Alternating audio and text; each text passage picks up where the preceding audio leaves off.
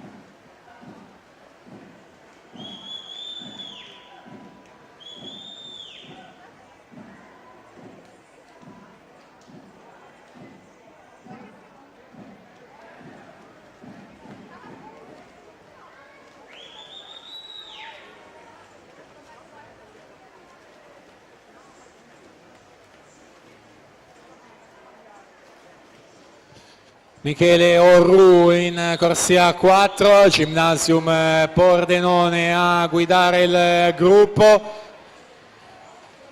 Si aggiudica lui questa batteria, questa prima delle teste di serie, arriva a riferimento 1,58 e 52.